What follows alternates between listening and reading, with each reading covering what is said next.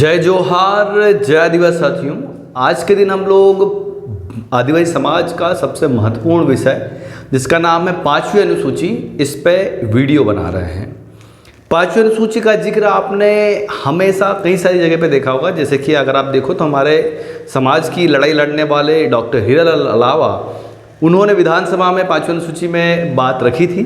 उसके बाद में हम लोग देखें तो हमारी समाज के एक और जो जिसे कहते हैं बब्बर शेर जिसे कहा जाता है, महेंद्र कन्नौज, उन्होंने भी अपने कई सारे वीडियो में पांचवी अनुसूची का जिक्र किया है। और हमेशा ही आदिवासी समाज के समग्र विकास की जो बात कही जाती है वो पांचवी अनुसूची में ही कही जाती है।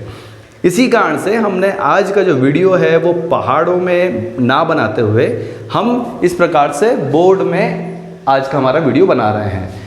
ये जो वीडियो है वो बोर्ड पे बनाने का उद्देश्य इसलिए बोर्ड पे बनाने का उद्देश्य यह है कि आपको पूरी पांचवी अनुसूची समझ में आए। सबसे पहले हम लोग देखेंगे कि पांचवी अनुसूची होती क्या है।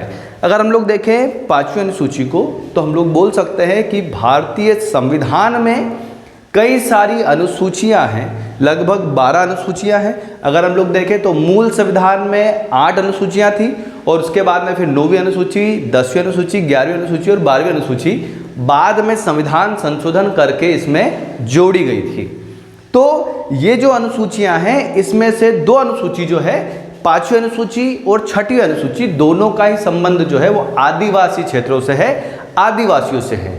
अगर हम लोग देखें पांचवी अनुसूची को तो पांचवी अनुसूची जो लागू होती है वो 90% जहाँ पे आदिवासी रहते हैं वहाँ पे लागू होती है।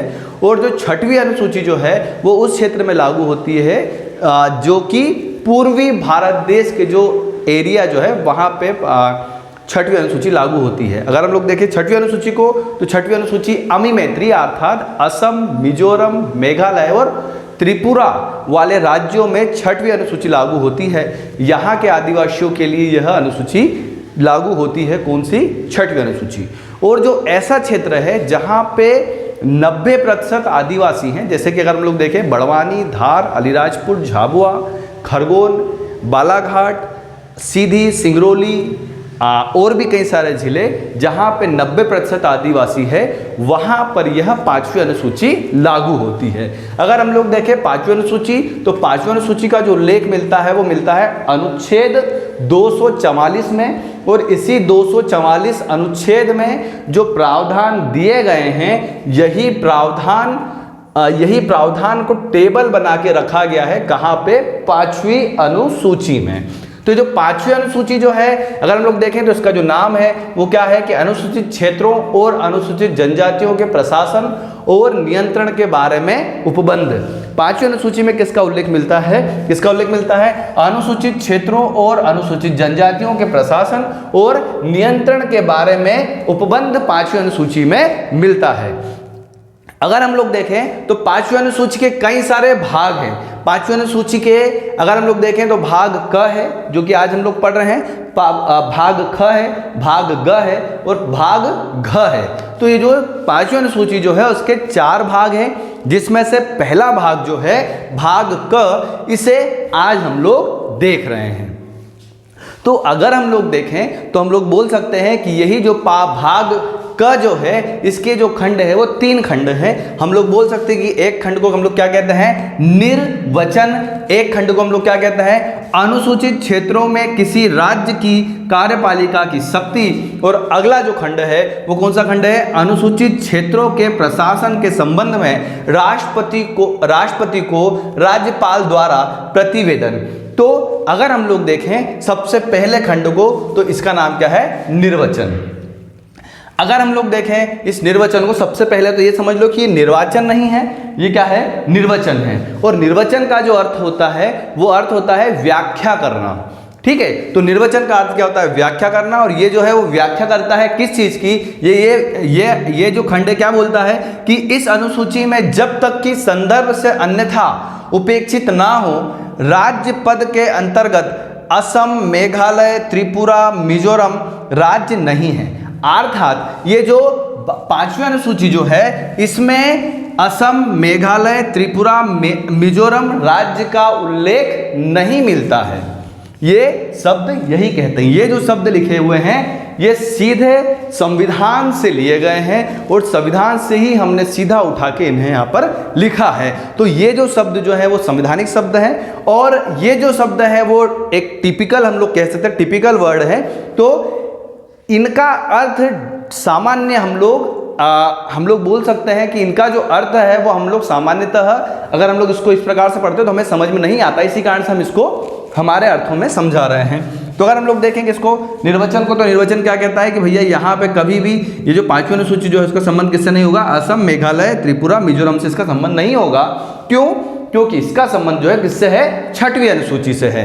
उसके बाद में फिर हम लोग देखें तो 5वीं अनुसूची अगला क्या कहती है, कि अनुसूचित क्षेत्रों में किसी राज्य की कार्यपालिका की शक्ति, ठीक है। तो अगर हम लोग देखें इसको समझो तो हम लोग क्या बोल सकते हैं कि इस अनुसूची के उपबंध के अधीन रहते हुए किसी राज्य की कार्यपालिका शक्ति का विस्तार उसके अनुसूचित क्षेत्र पर है।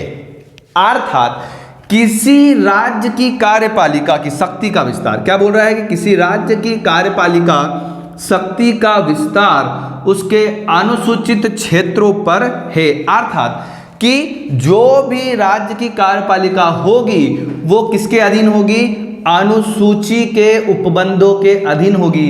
अर्थात राज्य की जो भी कार्यपालिका होगी, राज्य के जो भी कानून होंगे वो किसके अंतर्गत आएंगे, 5वीं अनुसूची के अंतर्गत आएंगे। अगर राज्य का कोई भी कानून अगर 5वीं अनुसूची के खिलाफ जाता है तो वो कानून शून्य हो जाएंगे। ये कौन कहता है, खंड, ये वाला जो खंड है वो इसी चीज को कहता है। क्लियर है। उसके बाद में हम लोग देखेंगे इसको अनुसूचित क्षेत्र के प्रशासन के संबंध में राष्ट्रपति को राज्यपाल द्वारा प्रतिवेदन।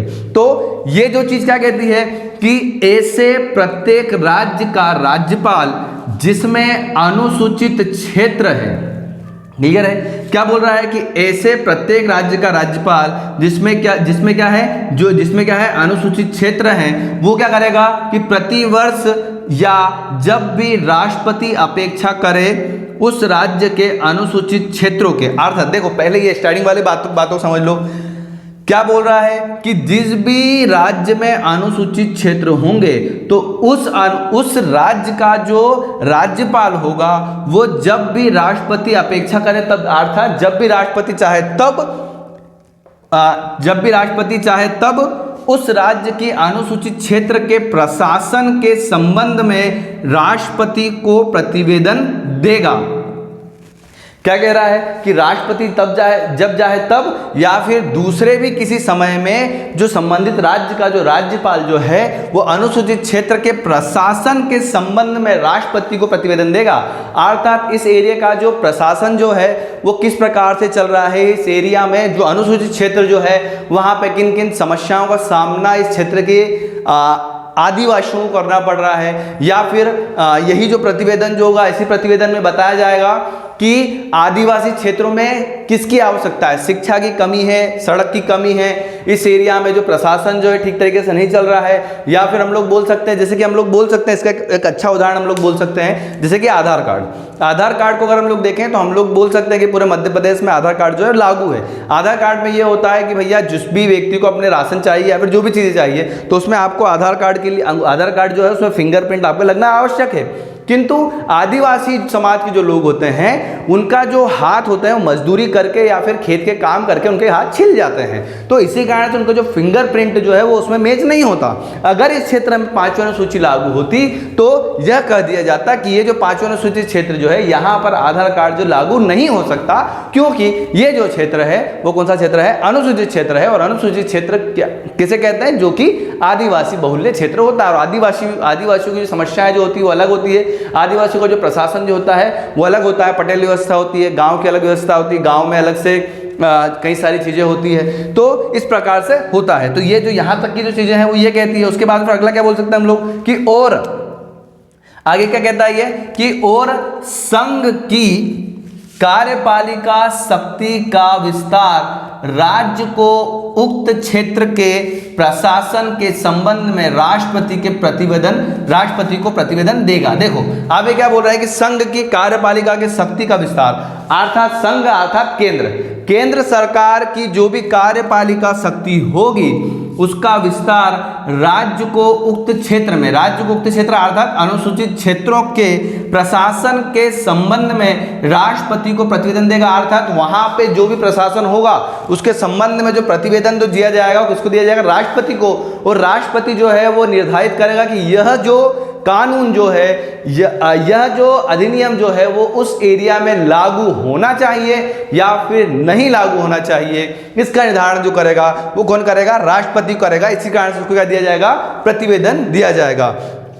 और संघ की कार्यपालिका शक्ति का विस्तार राज्य को उक्त क्षेत्रों के प्रशासन के बारे में निर्देश देने तक का होगा। अर्थात आगे क्या बोल रहा है ये कि संघ की कार्यपालिका की शक्ति का विस्तार, अर्थात संघ की जो भी कानून जो होंगे उसका जो विस्तार जो होगा वो कहाँ पे होगा, विस्तार राज्य को उक्त क्षेत्र अर्थात अनुसूचित क्षेत्रों के प्रशासन के बारे में निर्देश देने तक होगा। अर्थात जो भी संघ जिस भी कानून को लेके आ रहा है उसमें अलग से व्यवस्थाएं करके देना पड़ेगी अनुसूचित क्षेत्रों के लिए, क्योंकि अनुसूचित क्षेत्रों में समस्याएं अलग होती है, उसका भौगोलिक दृष्टिकोण अलग, भौगोलिक इसका संरचना अलग होती है। इस प्रकार से हमारी